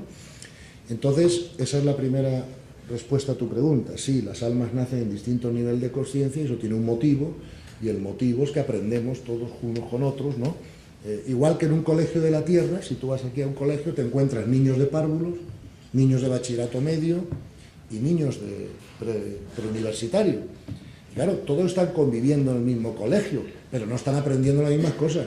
Los niños de párvulos están jugando a los indios y a la plastelina, los niños de bachillerato medio ya están aprendiendo matemáticas y los niños de preuniversitario están aprendiendo álgebra. No sé si me explico, ¿no? Pero conviven todos en un colegio. Y el colegio no cambia. Lo que cambia son los alumnos que pasan por el colegio. ¿Ves? O sea, la tierra como colegio siempre estará ahí. Lo que cambian son las almas. Hay almas que ya llegan al nivel de Teresa de Calcuta y no tienen que venir al colegio más, se van a la universidad. ¿Explico? Pero la tierra está aquí como colegio para que otras almas empiecen el recorrido, ¿no?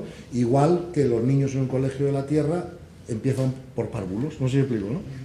Y el colegio es necesario porque continuamente están viniendo niños de párvulos, ¿ok? Luego esa es la contestación a tu primera pregunta. Tu segunda pregunta, si me la recuerdas, que me he enrollado tanto con la contestación a la primera que se me había... Sí, el tema de qué tan complicado puede ser ya en la parte, digamos que práctica, ¿no? De que, Sí, okay.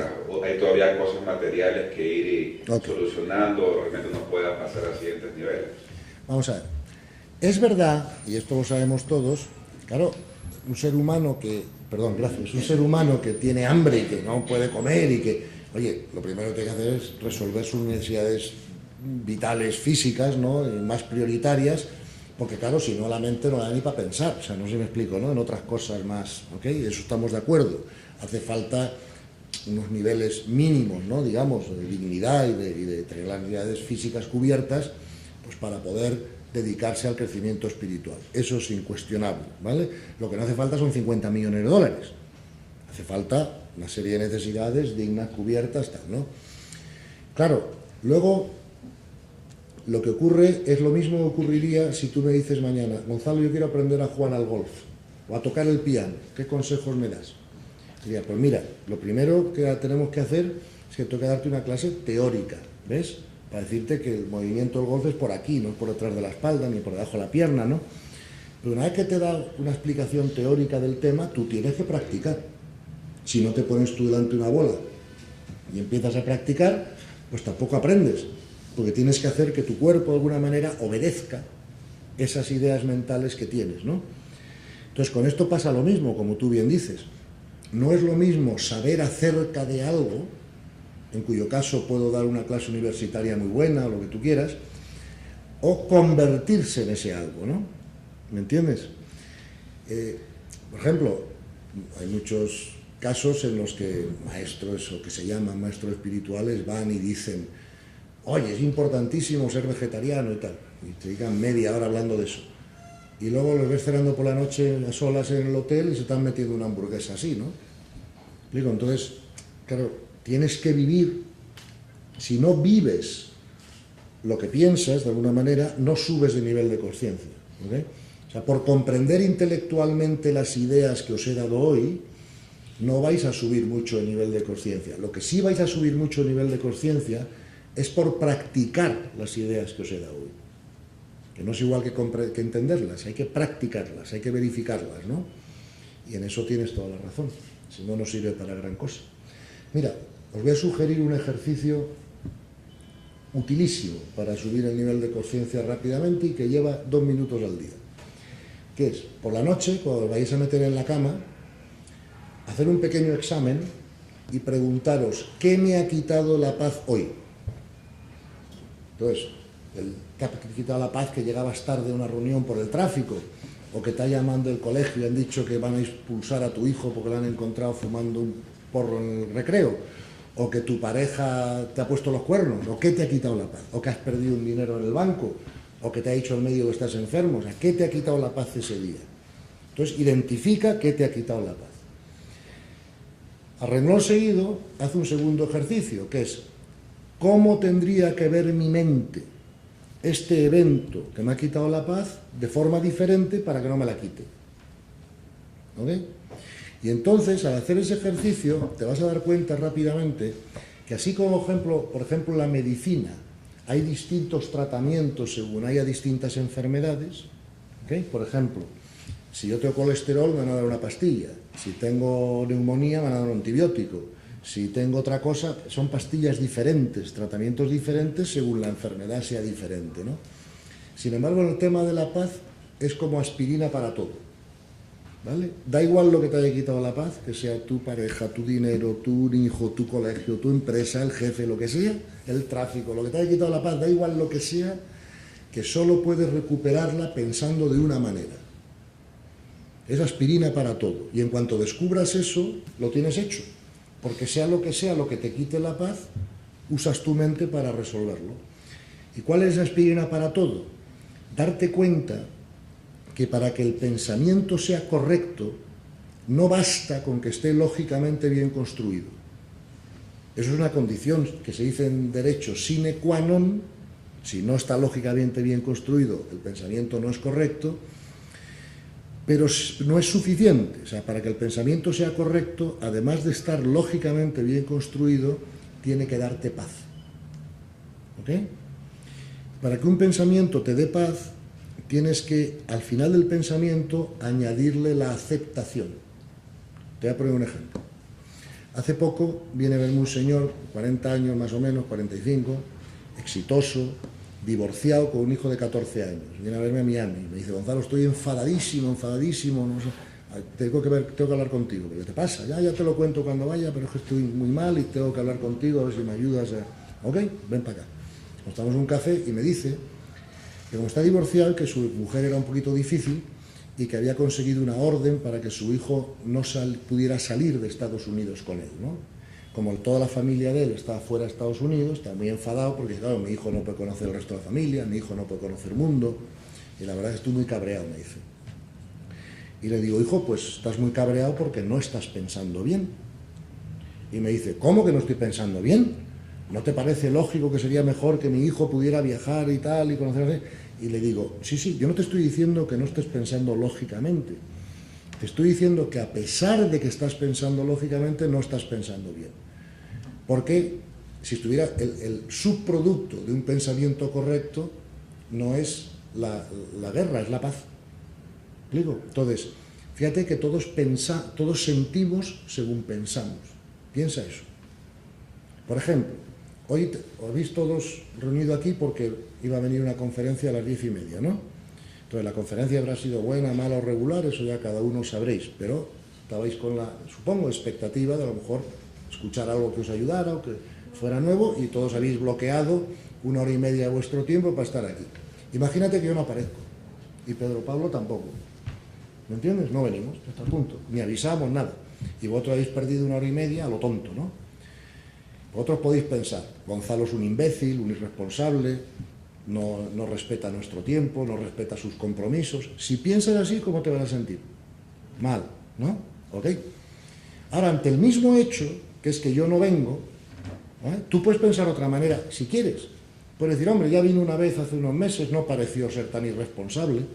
¿Explico? Seguramente pues habrá habido algo de fuerza mayor, lo mismo tiene un accidente, ¿no? Ha pasado algo, ya nos enteraremos. Si piensas de esa segunda manera, te sentirás mejor que si piensas de la primera, ¿verdad? Ok. Luego tanto, ¿quién determina cómo te sientes? Tú, con tu pensamiento. El evento es el mismo, que yo no he venido. Pero si piensas mal sobre eso, explico de alguna manera, te sentirás mal. Y si piensas bien, te sentirás bien. Entonces yo le digo a este hombre del hijo, le digo: mira, le explico todo esto y le digo: mira, tú has pensado lógicamente, pero lo que le falta a ese pensamiento es la coletilla final. Tú dices: parecería ser lógico que sería mejor que mi hijo pudiera viajar, no sé qué, no sé cuántos, lo que sea. Pero sé que todo lo que ocurre es perfecto y necesario o no ocurriría. Y entonces esta situación está creada por la consciencia para enseñarme algo a mí, o a mi hijo, o a mi exmujer, o a todos, o lo que sea, ¿no? Y entonces, le digo más, le digo: la aceptación de la realidad siempre produce 2 efectos inevitables, físicos, como la ley de la gravedad, ¿ves? Si yo me tiro por esa ventana, me rompo la pierna, no sé si me explico, lo que sea, ¿no? Eso es la gravedad, punto, no puedo... Entonces, con la aceptación pasa lo mismo. Yo hablo de una ciencia que le voy a llamar la aceptología. ¿Por qué? Porque cuando los efectos son siempre los mismos, pues ya es un tema científico. Fíjate que las ondas de la gravedad nadie las había fotografiado hasta hace 2 meses. Pero sabíamos que existían porque los efectos eran claros, ¿no? Como te tires de un sitio te matan, ¿no? Bien, pues con esto pasa lo mismo. Siempre que tú aceptas una situación o aceptas la realidad de lo que está ocurriendo, se producen 2 efectos inevitables. Por favor, no me creáis, simplemente verificarlo, ¿vale? Cuando lo verifiquéis será verdad para vosotros, ¿no? No porque lo diga yo, ¿vale? Bien. Entonces, esos dos efectos de la aceptación son estos. El primer efecto de la aceptación es que inmediatamente ganas en paz interior, ¿vale? Pero el segundo efecto de la aceptación es que cambia la situación por sí sola, porque ya no tiene más que enseñarte.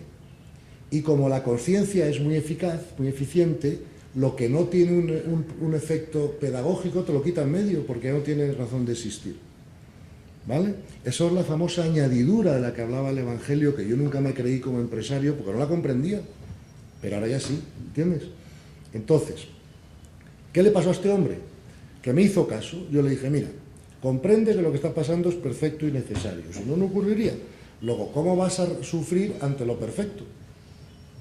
Es tu mente la que no comprende bien el evento y por eso sufres, no sé si me explico, pero si lo comprendes bien, no sufres, ¿vale? Segundo, si tú aceptas la situación, perdonas a tu exmujer, la mandas por la noche un rayo de tal para que, ¿sabes?, le vaya lo mejor posible, le deseas lo mejor, haga lo que haga ella, lo que haga ella es un problema de ella. Como tú te sientes con lo que haces es un problema tuyo. ¿Me explico? Tu problema es cambiar tu sentimiento, no cambiar la actuación de otro, ¿vale? Entonces, él cambió su sentimiento al respecto, aceptó la situación, y a las 2 semanas me llama y me dice, Gonzalo, no te lo vas a creer. Y digo, ¿qué no me voy a creer? Y me dice, pues mira, lo que tú dijiste, acepté la situación, perdoné a mi exmujer, por las noches la mandaba buenas tal, ¿no? Y de repente me han llamado del juzgado y sin yo presentar un recurso, sin yo mandar abogado, sin nada, el juez empezó a revisar los expedientes y decidió cambiar este. De esos he tenido miles de ejemplos en mi vida. O sea, no necesito ni uno más para verificarlo, no sé si me explico, ¿no? Y os invito, mira, yo soy un empresario, yo no soy un filósofo, ¿verdad?, aunque sé algo de filosofía, ni soy un científico, aunque he hecho 7 doctorados en ciencia, pero soy un empresario, ¿sabes? Y los empresarios queremos que las cosas funcionen, y lo que no funciona no nos sirve. Somos prácticos, si me explico de alguna manera, ¿no? Entonces, por eso yo os digo que lo que yo os cuento funciona. Y si no funciona, tirarlo a la basura. Lo que no funciona no es verdad. Ahora, daros una oportunidad para ser felices. Y reconocer conmigo que como estábamos viendo la realidad hasta ahora, no nos llevaba a eso, ¿vale? Igual que Jesús en el Evangelio dijo, el que esté libre de error que tire la primera piedra, ¿no? Yo os digo a vosotros, el que haya estado feliz un 100% del tiempo de su vida, que levante la mano. No veo ninguna mano levantada. Entonces, no es culpa vuestra, ni mía, ni de nadie, es que no hemos comprendido bien la vida, lo cual era necesario para el avance de la humanidad, no sé si me entiendes, pero ahora, precisamente porque vienen por ahí fuera unos avances tecnológicos brutales, también está habiendo unos avances, ¿sabes?, sobre la comprensión del individuo que nos pueda llevar a un nivel de conciencia donde lo podamos gestionar, ¿no? Porque fíjate que todo el mundo está hablando de la inteligencia artificial. Mira, en septiembre estuve en Oxford, en un seminario que participé, vinieron 4 premios Nobel relacionados con la inteligencia artificial. Y además se conectó por videoconferencia el director de la del programa de inteligencia artificial del MIT en Boston, ¿no?, que se llama Negroponte, ¿no? Tiene un apellido parecido a los piratas, ¿no?, Pata Negra y tal, digo, Negroponte, ¿no? Vale. Entonces, todos afirmaban, yo no te puedo jurar que esto sea verdad o mentira porque yo no tengo una bola de cristal, ¿verdad?, pero todos los especialistas afirmaban que dentro de 20 años el 90% de la humanidad va a estar en paro. O sea, y eso no incluye solo los trabajos manuales o de fábrica, no, incluye al director de la Cámara de Comercio, al catedrático de universidad, a los empresarios, a todo el mundo, a los médicos, porque no podemos competir con la inteligencia artificial. O sea, el chip que lleva mi teléfono móvil es 1,3 gigas de velocidad. Nuestros cerebros tienen una velocidad de 8K. O sea, la única manera que un ser humano va a poder competir con la inteligencia artificial que viene es si nos insertan a nosotros un chip aquí dentro. No sé si me explico, pero si no es imposible. Entonces, la nanotecnología, todo el mundo está hablando de lo que viene ahí fuera, ¿no? La epigenética, pero nadie está hablando de los cambios que tiene que hacer el ser humano por dentro para poder gestionar todo eso. ¿Entiendes? Yo te diría, además con esto termino la explicación para que veáis que es verdad. Te voy a poner dos ejemplos. Te voy a comparar Venezuela con Japón o con Suiza. ¿Ok? Venezuela tiene todos los recursos naturales del mundo que puedas querer y muchos más. Deberían estar nadando en dinero. Tienen todo el petróleo del mundo, recursos naturales de todo tipo, ¿cierto? Ok. ¿Qué pasa en Venezuela? La gente se muere de hambre, la gente se mata por las calles, están dirigidos por una dictadura, ¿no? La población lo ha votado o lo ha tolerado de alguna manera, no lo ha visto venir. Muchos han votado a Chávez, por ejemplo, ¿no? Muchos millones. Pues este es el resultado, ¿vale? Ahora Suiza, no tienen nada, unas montañas preciosas, nada de petróleo, nada de nada, pero es el país más rico de Europa. ¿O no? Es civilizado. Mira, estaba hablando contigo antes, los que hacen la mili tienen hasta un fusil en sus casas. Tú imagínate si los españoles o los ecuatorianos tuviera todo el mundo un fusil en su casa. ¿Cuántos muertos habría al día? Pero en Suiza no muere nadie. Japón, lo mismo. Tienes 100 millones de personas viviendo en una isla donde el 80% del territorio es inhabitable, hacinados en las costas, porque las montañas por dentro no se puede vivir, ¿vale? Es la segunda economía del mundo. No tienen materias primas. Las tienen que importar todas. Entonces, ¿cuál es la diferencia? El nivel de consciencia, coño. Si Venezuela estuviera llena de japoneses o de suizos, sería el país más rico del mundo. O Argentina. Pero es que están llenos de venezolanos y argentinos. ¿Me comprendes? Es que ese es el problema. Es que el problema tenemos que situarlo donde está, no donde no está. Es un ejemplo claro, ¿no? Imagínate que ahora mismo en Venezuela, ¡pum!, sacamos ahí a todos los venezolanos. Los llevamos a Suiza. Y cogemos a todos los suizos y los llevamos a Venezuela. En 2 años, Venezuela es el país más rico del mundo. Y Suiza se va a la mierda. Claro. ¿Me entienden, no? Si de esto han hecho muchos experimentos. Me acuerdo que hace poco en Nueva York, a todas las personas que estaban homeless, ¿no?, en la calle y tal, dijeron, esto no puede ser. Vamos a construirles unos apartamentos, unos edificios, los regalamos, coño, pero el caso es que se vayan de las calles. Ok, les construyeron en el Bronx unos bloques, ¿no?, de apartamentos y tal igual.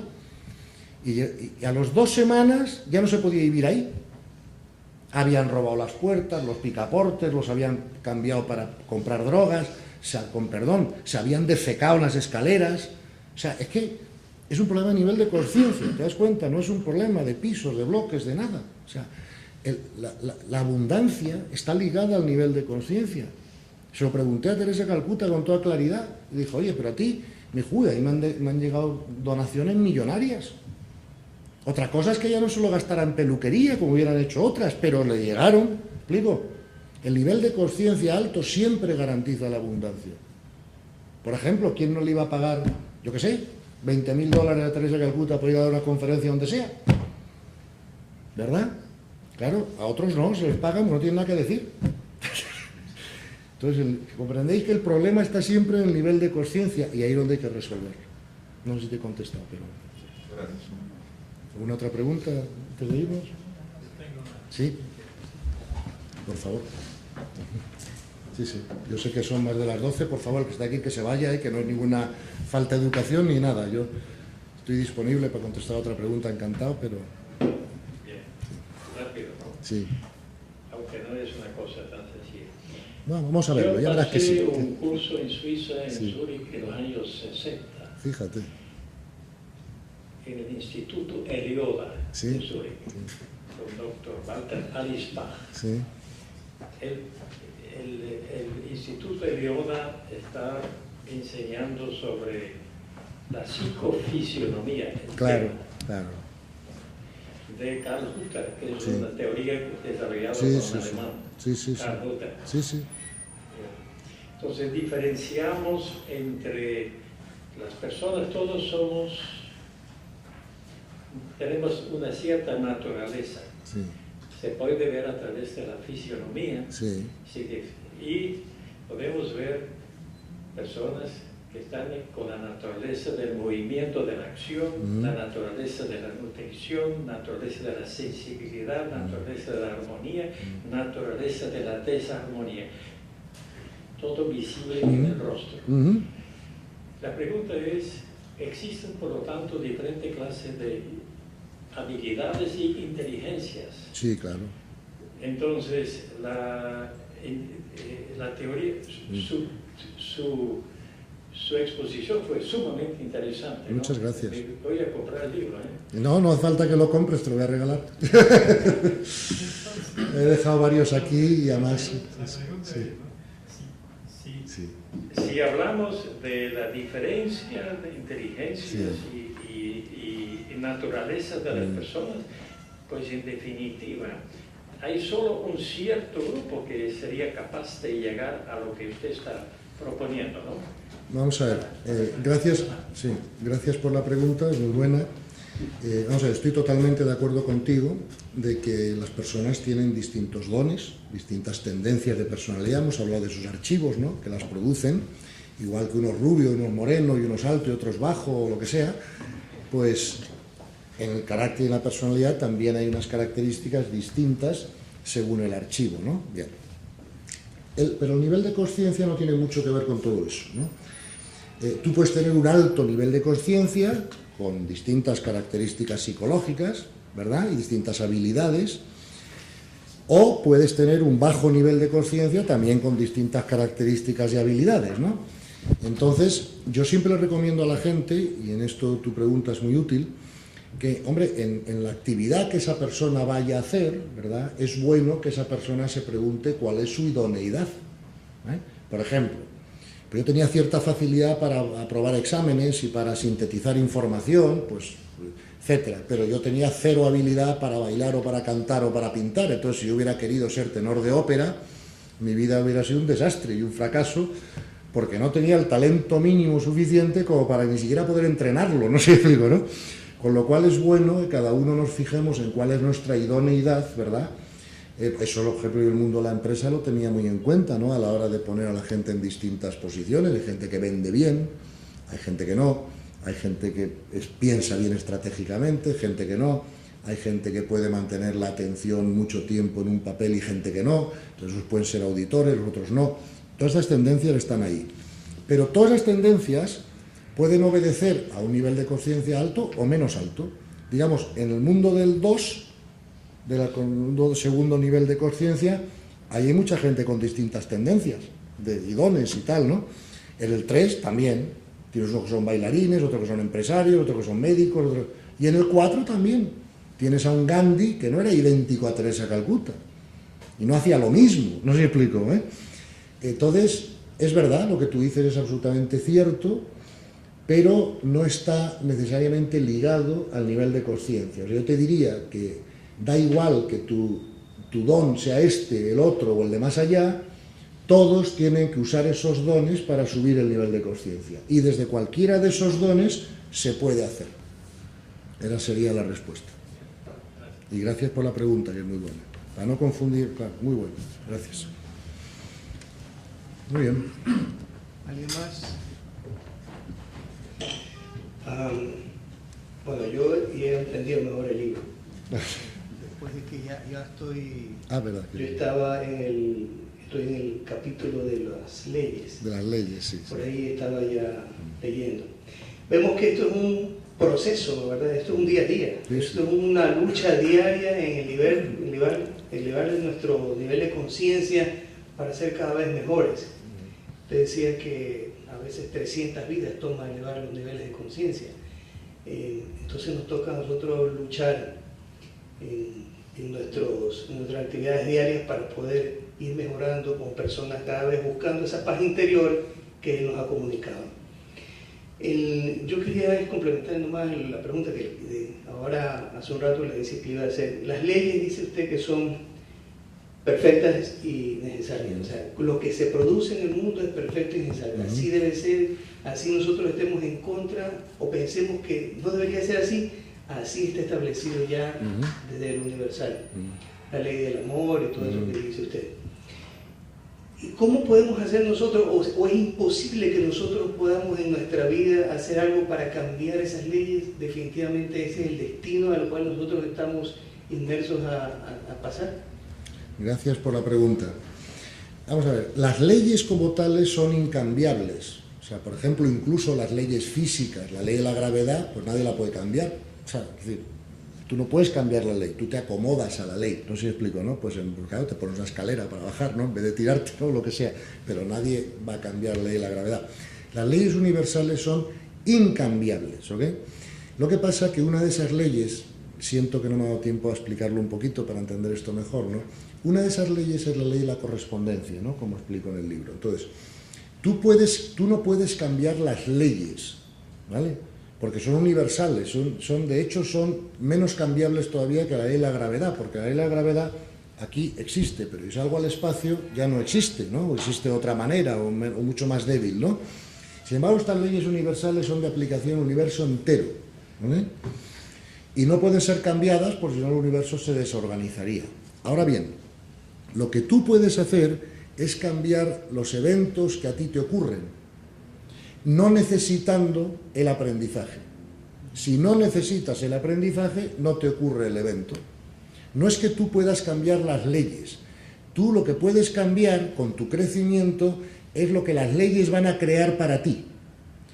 Ejemplo, yo le digo a mis hijos siempre, mira, no podéis conducir borrachos en Estados Unidos, no podéis, ¿vale? Y tenéis dos maneras de aprenderlo.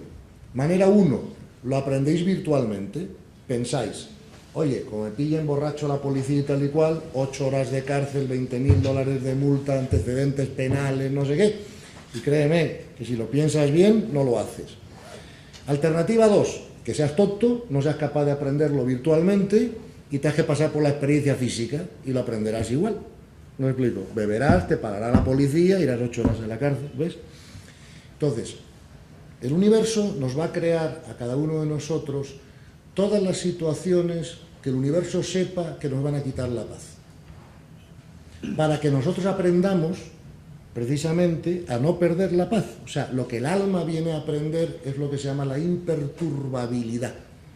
O sea, los niveles de imperturbabilidad, esa palabra española compleja, imperturbabilidad. O sea, en los niveles de conciencia, esos altos morados que poníamos ahí, esa gente es imperturbable. Tú no puedes ofender a Teresa Calcuta, aunque quieras. ¿Entiendes? Viene aquí, la llamas imbécil, idiota, eres un... Y la tía se queda así y dice, pero ¿qué te pasa, hijo? O sea, ¿tienes algún problema? Esto no va conmigo, o sea, ¿me explico? La gente de esos niveles son inofendibles, imperturbables, ¿ok? El alma viene a aprender la imperturbabilidad. Hasta que no conseguimos la imperturbabilidad, sabemos que no hemos llegado a esos niveles. ¿Me explico? Lo bueno que esto tiene ahora, fíjate, es que antes, cuando yo era un hombre joven, a mí me decían que había que crecer espiritualmente, pero yo no tenía un mapa claro delante, no sabía cómo, hacia dónde, ¿no? ¿Qué era eso del crecimiento? ¿Me explico? Ahora, por primera vez, tenemos un mapa. Ahora sí que es fácil, tenemos el mapa. Si yo salgo de viaje, ahora yo no conozco Ecuador, he venido, esta es la segunda vez que vengo y no he salido de Guayaquil. Por lo tanto, si yo mañana cojo un coche y tengo que ir conduciendo a Cuenca, por ejemplo, me ayudará mucho tener un mapa. Iré de manera más directa, no me equivocaré de carretera, no tendré que parar a preguntar, no tendré que deshacer parte del camino cuando me equivoco, ¿no? Es más eficiente mi viaje a Cuenca con un mapa que sin un mapa, ¿cierto? Ahora tenemos el mapa del crecimiento, usémoslo. De verdad, hay dos cosas, si fueran mis hijos, ¿vale? Que bueno, que si somos un alma, pues lo sois. Digo que no hay mucha diferencia todavía con los míos, ¿no? Vamos a ver, si fuerais mis hijos, que sois todos muchos aquí, gente joven, yo os diría, mira, por favor, hacerme caso, o sea, hacerme caso. Estudiar, o sea, investigar dos cosas, los niveles de conciencia y las leyes del universo. Si vosotros realmente comprendéis esos dos asuntos, vuestra vida va a ser otra. Porque por un lado, vais a tener un mapa muy claro de cuál debe ser vuestros esfuerzos, dónde dirigidos, ¿no? Espiritualmente, ¿no? Cómo es cada nivel claramente, perfectamente descrito. Enseguida os vais a ver, rápidamente os vais a ver situados en uno de ellos y vais a tener perfecta descripción del siguiente para ver hacia dónde queréis trabajar, ¿no? Segundo, aprender cómo funciona la ley del universo, porque eso os garantiza tener buenos resultados en la vida. Si yo hubiera sabido eso a vuestra edad, pagaría cualquier dinero por haber podido hacer eso, pero no fue posible. Para mí, ¿ves?, fue perfecto y necesario el aprenderlo después. Y para vosotros parece ser que está siendo perfecto y necesario que lo aprendáis más jóvenes. Pues fenomenal, mejor para vosotros. Termino con un último comentario, si me permites. Lo que me preguntabas de las leyes y la no aceptación, os voy a poner un ejemplo final, ¿vale? Yo tengo 6 hijos, 5 hijos y una hija. Y el otro día estaba comiendo con mi hijo el mayor, que a su vez tiene 5 hijos. Y uno de los niños dio una trastada, y mi hijo lo castigó a la habitación de al lado, 10 minutos. Y yo no voy a desautorizar, obviamente, a mi hijo delante de su hijo, ¿no? Pero cuando mi hijo volvió, yo le digo, hijo, tampoco tienes que castigar al niño por lo que ha hecho, porque no es para tanto, se habla un poco con él y tal, y no hace falta castigar tanto para educar, ¿no? Y me dice mi hijo, papá, es que tú siempre has sido un padre muy dialogante y tal, cosa que te agradecemos, que te agradecemos. Pero si nos hubieras castigado un poquito más cuando teníamos 9 años, tampoco hubiera sido malo, me dice mi hijo. Y yo le contesto y le digo, serás desgraciado, le digo, cuando tenías 9 años y te castigaba, te cogías unas perras monumentales. Solo ahora que has cambiado el punto de vista, eres capaz de darte cuenta del valor que entonces tenían esos castigos, ¿vale? Entonces, ¿qué nos pasa a nosotros? Que cuando nos ocurren cosas en la vida que no nos son agradables, que no nos apetecen, que nos sacan de nuestra zona de confort, que nos obligan a ejercitarnos para mantener la paz, ¿verdad? Lo rechazamos como los niños rechazan los castigos. Como no vemos el valor que eso tiene, de alguna manera, porque no podemos verlo desde ese punto de vista todavía, lo resistimos, lo rechazamos y sufrimos. Pero si fuéramos capaces de ver esas cosas como ahora ya las ve mi hijo el mayor, es decir, en nuestro caso sería desde el punto de vista del alma, ¿ves? Enseguida nos daríamos cuenta del valor de esos asuntos y ya no sufriríamos. Pongo un ejemplo tonto. A mí me gusta mucho hacer deporte, ¿vale? Y muchas veces, como viajo entre muchos continentes, tengo jet lag y me gustaría que no se hiciera de noche. Pues estoy desvelado, pues puedo salir al jardín y practicar un poco de deporte o tal, o jugar al golf o al tenis o lo que sea, pero como es de noche no puedo. Pero claro, aunque yo preferiría que nunca se hiciera de noche, el que se haga de noche no me hace sufrir, porque comprendo el ciclo del universo, el sol, la luna, tal, y entonces lo que comprendemos nos hace sufrir mucho menos que lo que no comprendemos, ¿verdad? Entonces, si comprendiéramos que todo lo que nos ocurre, nos ha ocurrido y nos ocurrirá en la vida, solo tiene un efecto pedagógico para nuestra alma, nuestro nivel de sufrimiento bajaría un montón.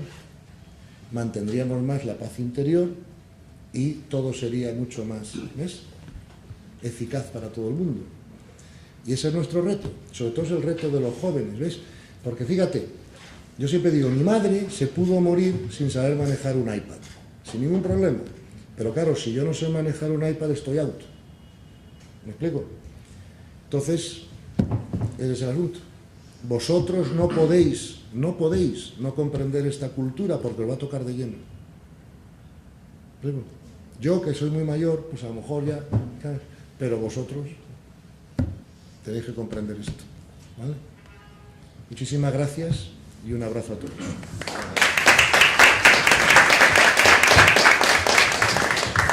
Dejo ahí 5 libros extras que he traído para el que lo quiera y además sacar todas las copias que os dé la gana, ¿vale? Que no hay royalties, ¿sí? Déjeme un libro nomás para la cámara. Un libro para la cámara. Sí, sí. Excuse me? No Deutsch. English and Spanish. Un petit peu. Un petit peu. Pero English and Spanish, perfecto. Gracias.